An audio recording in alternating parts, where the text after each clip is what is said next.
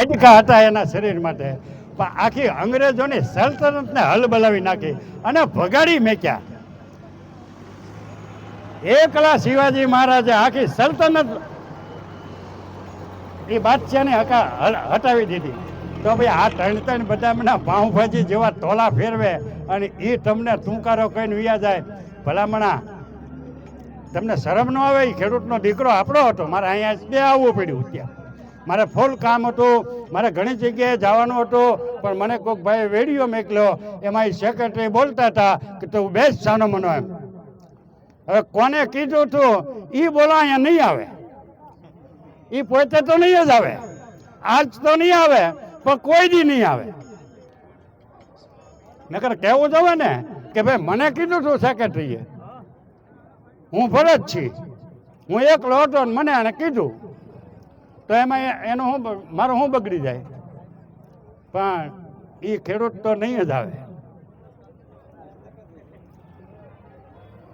એટલે તમે બધા હિંમત રાખજો. જુદા જુદા જિલ્લાના, જુદા જુદા તાલુકાના, જુદા જુદા આપણા બધા ગામના, અહીંયા મહુવા તાલુકાના, બીજા જિલ્લાના પણ અહીંયા યાર્ડમાં બહુ આવ્યો. ગીર સોમનાથ, અમરેલી, જુનાગઢ ઊંડીના આવે ખેડૂતો. એ બધા આપણા ખેડૂત ભાઈઓ જ છે. ગમે એ જિલ્લાના, ગમે એ તાલુકાના, ગમે એ દુનિયાભરનો કોઈ પણ ખેડૂત હોય ને, ખેડૂત એટલે આપણો ભાઈ. એટલે તમને હું વિનંતી કરવા આવ્યો છું. અત્યારે મારે કાંઈ કરવાનું નથી. અત્યારે તમે જેમ કહો એમ મારે કરવાનું છે. પણ તમારામાં જો ત્રેવડ હોય તો કાલ 11 વાગે મારા અહીંયા ધામા હશે. કહી દો અત્યારે તમારા ડુંગળીવાળા જેટલા ખેડૂતો હોય ને, જેટલા હોય એટલા કહી દો ને, જેટલા હોય એટલા આવો. જો હાંજ થાય ત્યાં આનું નિરાકરણ ન લાવી દઉં તો મેં મારી માનું ધાવણ લઈ જવું કહેવાય. નકર તમે છે ને મફતના ભાવમાં વેચી અને ખેડવાનો વારો આવજો. આ તમારે ઈ કરવું છે. આપણે કોઈને લૂંટી નથી લેવા. હું એમ નથી કહેતો તમે અમને અત્યારે 1000 રૂપિયા આપી દો, તમે અમને અત્યારે 900 રૂપિયા આપી દો. હું એમ નથી કહેતો. પણ દિલ્હીની, પંજાબની, હરિયાણાની, આપણા ભારતની જે લુસણગાંવની, નાસિકની બજાર પ્રમાણે અત્યારે અમને 500 થી 700 રૂપિયા મહુવા માર્કેટિંગ યાર્ડમાં ડુંગળીના મળવા જોઈએ.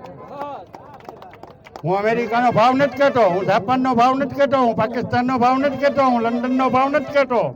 હું આપણા ભારતની અંદર જે પેરિટી છે આ 200-300 રૂપિયા લખણ ખોટી ના તમે અહીંયા દબાવી રાખો છો. મેં કહો અહીંયા ડાયાભાઈ લેતા હોતા અહીંયા તમે શું સમજો તમારી જાતને? આમ તમે એવું ન સમજતા કે હજી જનેતાઓ જણવાનું બંધ કરી દીધું એમ. હો,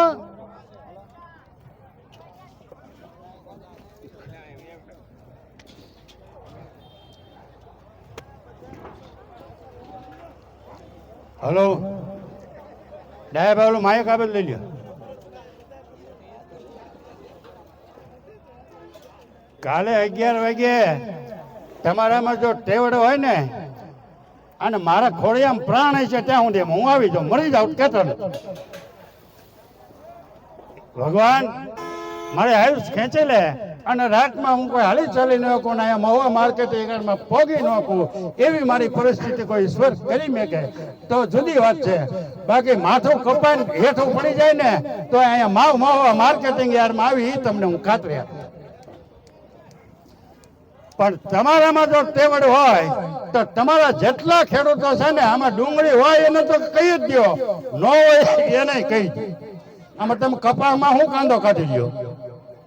હે, કપાસમાં તમે શું કઈ કાંદો કાઢી લેશો? 1300, 1400, 1500 રૂપિયા આવે એમાં. આ માંડવી તમે 800, 900, 1000 રૂપિયા વેચો છો તો એમાં તમે શું કોઈ લાખપતિ, કરોડપતિ થઈ જાવ છો? અને બધી જ ચીજ ઉપર, બધી જ બાબત ઉપર કાલે 11 વાગે ખેડૂતોનો અવાજ ગાંધીનગર ને દિલ્હીમાં બેઠેલા લખણ ખોટીનાઓને ઝાડા થઈ જાય એવો પ્રોગ્રામ ન આપું ને તો હું ખેડૂતનો સેવક. પણ તમે ન આવો તો હું કરું. જ્યારે જ્યારે હું અહીંયા આવ્યો, જ્યારે જ્યારે હું યાર્ડની અંદર પગલા હું તમારી સેવા કરવા માટે આવ્યો ત્યારે આ લખણ ખોટીના 50-100 રૂપિયા વધી જાય.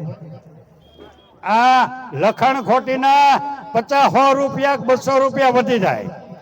150 હાલતા હોય 200 કરી નાખે, 200 હાલતા હોય 300 કરી નાખે, 300 હાલતા હોય 400 કરી નાખે. એટલે ખેડૂતો તરત રાજી થઈ જાય.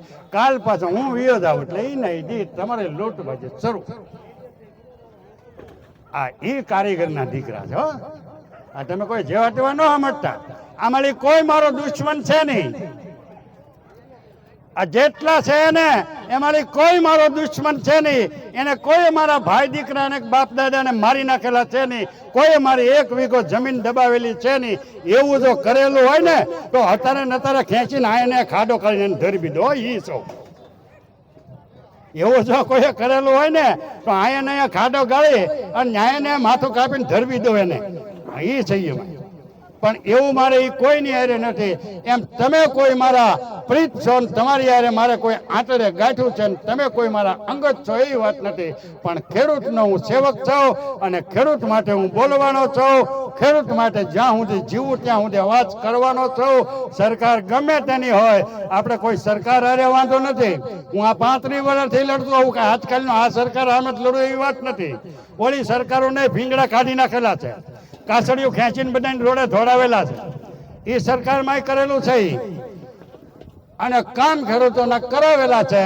આ સરકારમાં કામ કરવું થોડુંક અઘરું છે. કાગડાની પૂંછમાંથી ગંગાજળ કાઢવું એટલું કામ અઘરું છે. સમજી ગયા ને તમે? આ સરકારમાંથી કામ કઢાવવું એટલે કાગડાની પૂંછમાંથી ગંગાજળ કાઢવું એટલું અઘરું છે. પણ આ સરકારમાંથી એવા કેટલાય કામ કઢાવ્યા. એક નહીં, કેટલાય હો. બધા જ ખેડૂતો, બધા જ લોકોના, બધા જ પછી કોઈ શિક્ષણ હોય, આરોગ્ય હોય, રોડ રસ્તા હોય, ભ્રષ્ટાચાર હોય, જે હોય પણ કામ કરાવેલા છે એ આ સરકારમાં જ આપણે કરાવેલા છે. તમારા આવના સહકારથી કરાવેલા છે.